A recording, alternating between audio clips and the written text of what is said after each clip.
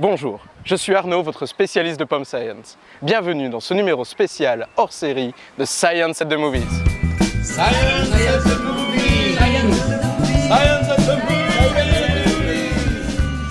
Chut, Science at the Movies.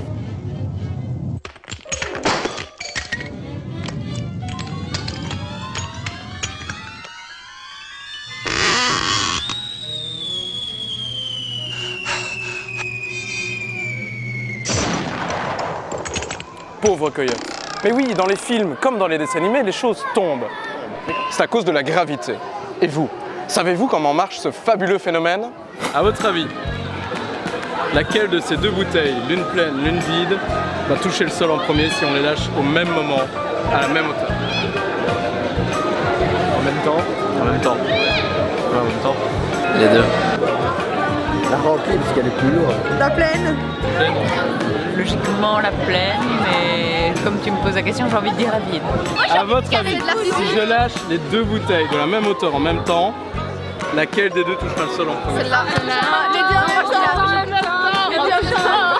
La pleine. En théorie, la pleine. En théorie, la pleine. Si je dois choisir entre un verre à moitié vide ou un verre à moitié plein, je prends le verre à moitié plein. Les deux en même temps. Je dirais qu'il n'y a pas de différence. Pour moi, c'est la vide. C'est fou. C'était deux en même temps en fait. Je sais pas. En même temps.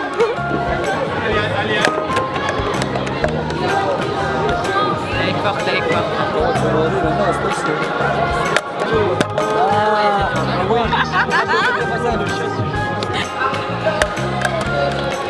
Trois.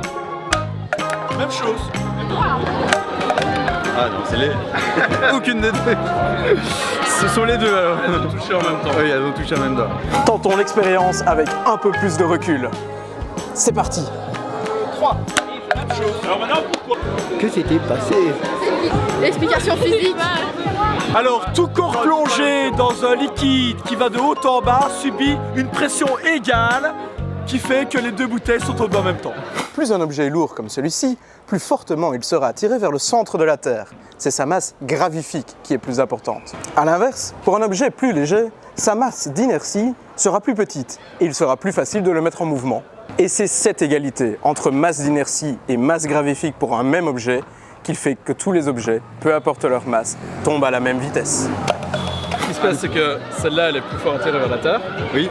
Et celle-ci, elle a une plus petite inertie, elle est plus facile à mettre en mouvement. Ah oui, Et donc il y en a Ah oui. l'un effet qui compense l'autre.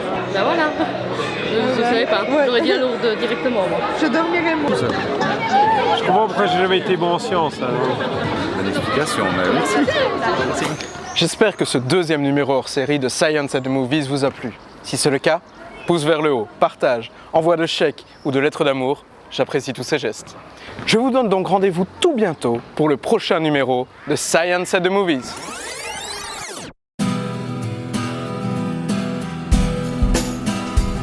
Moi, je vais te répondre très honnêtement.